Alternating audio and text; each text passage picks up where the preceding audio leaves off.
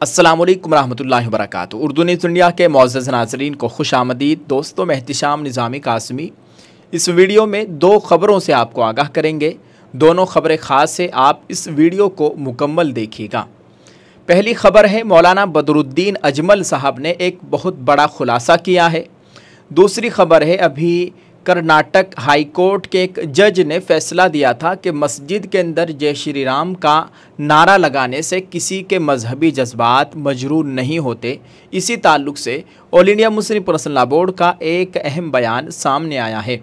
आपके साथ इसको शेयर करेंगे। मुस्लिम पर्सनल लॉ बोर्ड का बयान आपके साथ शेयर करने से पहले आपको बताते चले कि संसद भवन ही नहीं, वसंत विहार के आसपास के इलाके से लेकर दिल्ली एयरपोर्ट तक सब कुछ वक्फ बोर्ड की संपत्ति है।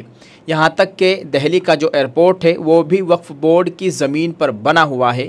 ये दावा किया है मजलिस शूरा दारुल देवबंद के रुकन और धुबरी आसाम से साबिक रुकन पार्लियामेंट, एक भारत के बड़े बिजनेसमैन और कारोबारी इंसान मौलाना बदरुद्दीन अजमल साहब ने ये बहुत बड़ा खुलासा किया है।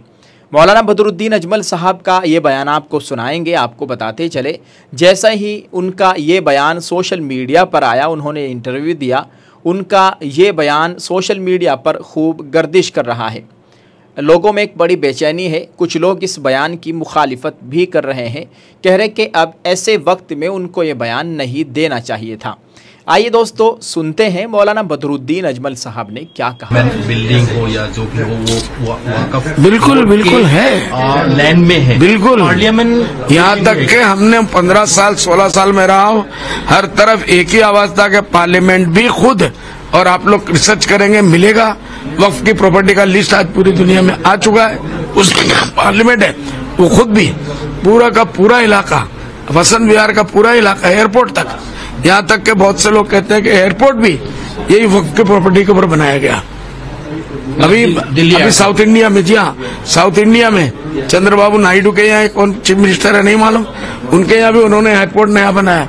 वक्त की प्रॉपर्टी के ऊपर कोई परमिशन नहीं दिया, जो मर्जी आ रहा है वो कर रहे हैं। इसलिए इस सब के ऊपर मुसीबत आएगी, वो खुद देखेंगे, उनकी सरकारें जाएगी। क्योंकि छोटे मोटे आदमी से मजाक करना अलग बात है, लेकिन इतने बड़े बड़े हमारे धर्म गुरु नहीं, वो ऐसे गुरु लोग हैं, पीर फकीर लोग थे, जिनको आज भी नहीं रहती दुनिया तक हिंदू मुसलमान सब मानेंगे।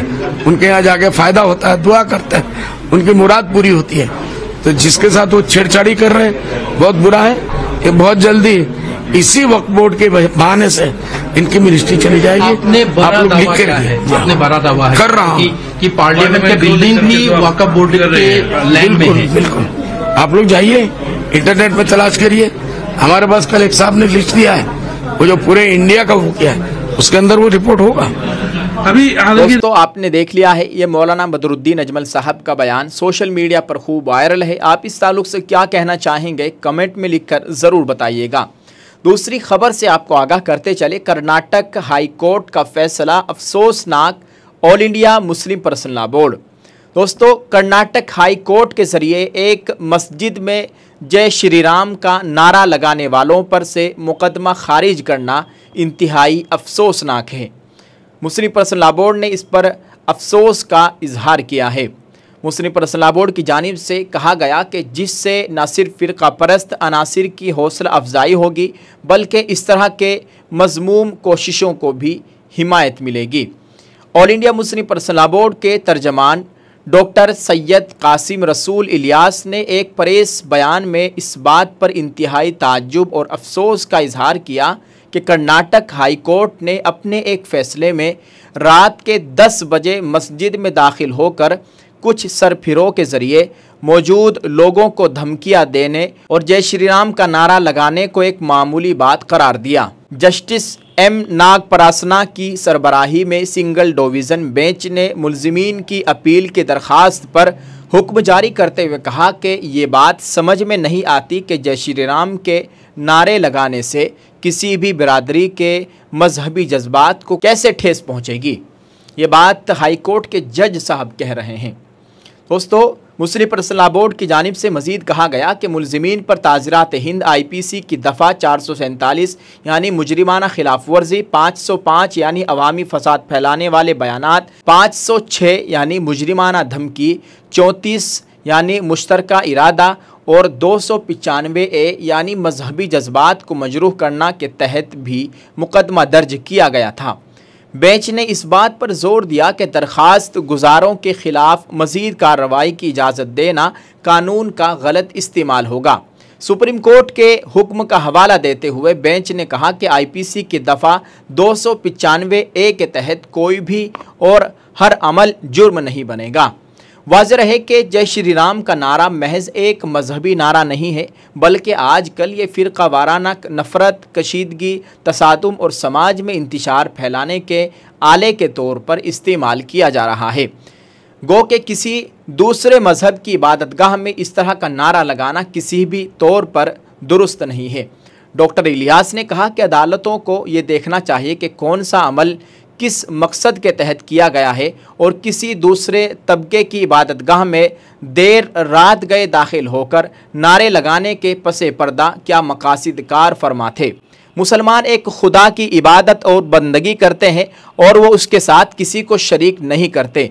मसाजिद इसी के लिए तामीर की जाती है। उन्होंने मजीद कहा कि अगर कोई मुसलमान किसी मंदिर या किसी और फ़िरक़े की इबादतगाह में दाखिल होकर नारा अल्लाहु अकबर लगाने लगता तो क्या वहाँ मौजूद लोग इसे बर्दाश्त कर लेते और क्या उस वक्त भी अदालत का फैसला यही होता। यह all India Muslim personal law board की जानिब से एक बयान जारी किया गया है। आप यकीन कीजिए बहुत अफसोस हुआ इस बयान को और हाई कोर्ट के इस फैसले को देखने और सुनने के बाद कि एक हाई कोर्ट का जज इस तरह की बात कह रहा है कि मस्जिद में रात के 10 बजे कुछ सरफिरे नौजवान आते हैं, मस्जिद में लोगों को धमकियां देते हैं और जय श्री राम का नारा लगाते हैं।